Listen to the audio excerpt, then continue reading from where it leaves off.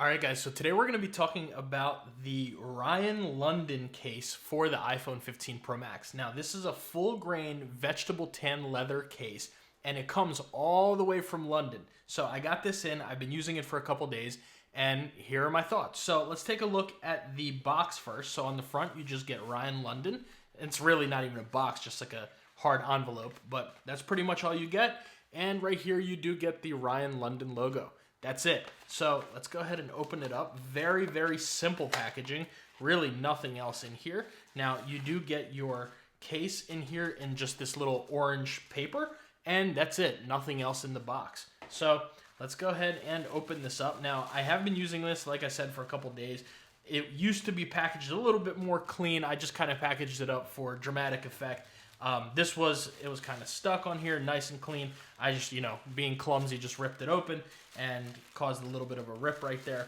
But if you do it correctly, you won't have that little rip right there. So let's go ahead and take this out. We'll set this paper material off to the side and let's look at the case. So starting off, we do have this very nice feeling, like I said, full grain leather. Now this complete case is leather.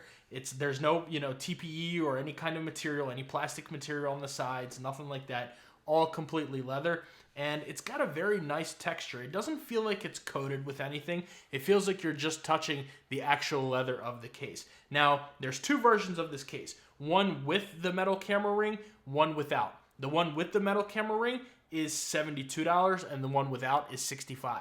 I got the one with the metal camera ring, so you guys can see all that. And both of them do have metal buttons. The one with and without the metal camera ring both have metal buttons. So taking a look at the inside of the case, you get this very nice microfiber type of material on the inside here. That'll definitely help protect your phone from anything scratching it up in here or anything like that. You do get your MagSafe ring right there, a little bit of Ryan London branding on the inside down at the bottom, and just full leather going all the way around the case. Now, around the buttons, you do get that little bit of microfiber material, just like on the inside, so you can definitely feel comfortable knowing that your buttons on the case won't scratch up the buttons on the phone. But like I said before, the phone is titanium, so it doesn't, you shouldn't have to worry about any buttons on any case really scratching it up. Now, before we go ahead and put our 15 Pro Max in here, let's grab our scale and we'll weigh this bad boy. So, starting off, let's see, what are we in? Okay, we are in grams. So weighing it, we're looking at 36 grams. So it's a little bit lighter than some of the other leather cases on the market. At 36 grams, you can really kind of almost barely feel this case. It's got a very good weight to it. Not too light, not too heavy, but it's definitely a little bit on the lighter side for a leather case. So with that being said, let's take our 15 Pro Max. We'll slap it in here. Now, the first thing you get is there's no click because it's a leather case. Complete leather, you're not going to really get a loud click like that. But let's see how it fits on here. So starting off with the corners, that's one thing that one had a decent click.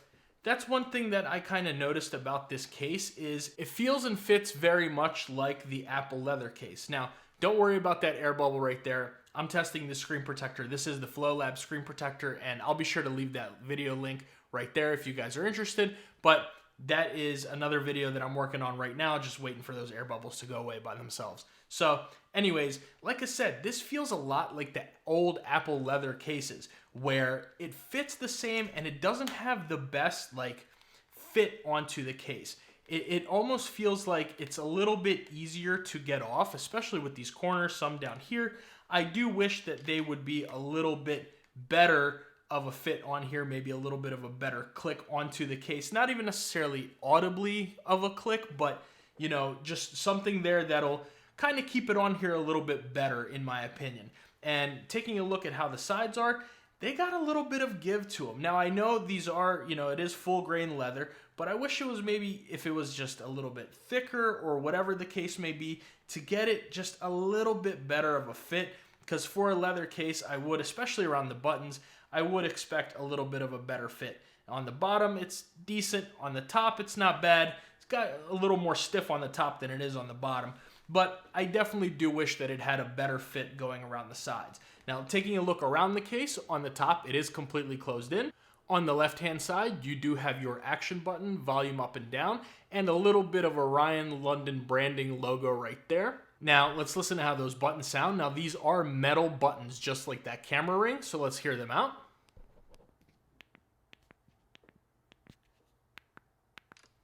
Very nice, very clicky buttons. Of course, kind of what you expect with metal standalone buttons. Those do work very well. Moving along to the bottom, you have accurate microphone and speaker cutout, as well as a USB Type-C port. Now let's check that out. Bring over our favorite anchor cable, and we'll see how that's looking in here. There we go, we are charging. And if you see, you do get a good bit of room in there. So most of your thicker head cables should fit in here pretty much with no issue. So that's always nice to see right there. And moving along to the right-hand side, we are completely closed in with that metal power button right there. Now let's take a look at that screen and camera lip protection. So starting off with the screen, you get a little bit of a screen protection. Now, as you guys see, I am using a tempered glass screen protector, and it still gives you a tiny little bit of a screen lip. So if you do happen to set it down on its screen, I would be a little bit careful, only set it down on flat surfaces, but it is possible you can do it without scratching up your screen. Now taking a look at that camera lip, that is that metal camera ring going around there, and you get a pretty good camera lip. So you can definitely set this down on its back and not have to worry about your camera getting scratched up. Now the leather itself, that's a different situation, but it's leather, it's meant to get some character. It's gonna patina, it's gonna get these little kind of scratches and things like that in there. All that stuff, it's a case, number one, but number two, it's leather, so the longer you use it, the more it goes through and more you use it, it's going to become a lot more unique to you, and no one leather case looks the same after a long time. You know what I mean? So that's always nice to see. Now, let's go ahead and check out that MagSafe. So we'll bring over our Apple MagSafe wallet, attach that.